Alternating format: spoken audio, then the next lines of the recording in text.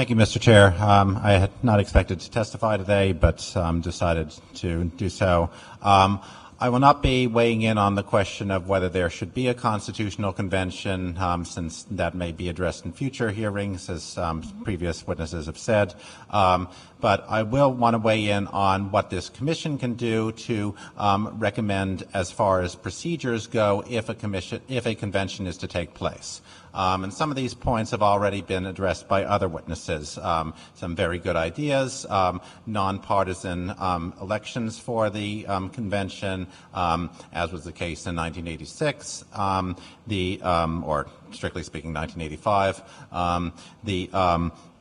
instant runoff voting for the convention delegates, a ban on currently serving officials serving at the convention, which was followed in practice in 1986, transparency requirements for meetings to be held in public and to be open to the and to be openly televised on Capitol TV. Those are all important. I would add a few more that have not been mentioned yet. One that is very important is simply following the precedent from 1986. The convention is going to require a budget.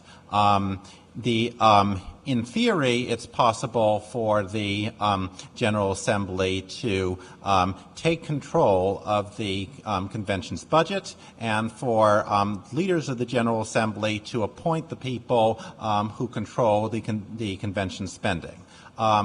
Fortunately, that was not done in 1986. In 1986, the convention was able to control its own budget, and I think that's exactly right because, as Mr. Stenhouse pointed out, the convention is meant to serve a complementary purpose to the General Assembly. And if the General Assembly did try to control the convention's budget or to have any say in the convention's budget, it would come across as a very polarizing thing and might lead to a backlash. So I would very much recommend that this Commission should include in its report that if there is to be a convention, the budget for the convention should be controlled by the convention itself. Second,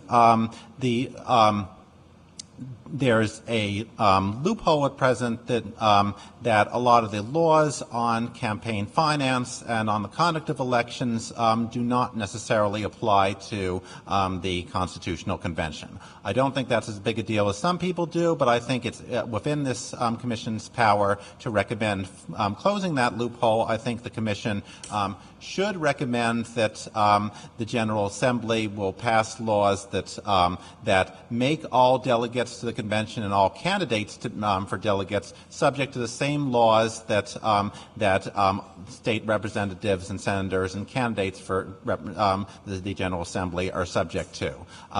And the convention can not only recommend that the General Assembly should pass such a law, but can also recommend that the convention itself should adopt the same restriction. So it's because this is something that can be enacted both by the General Assembly and by the convention itself.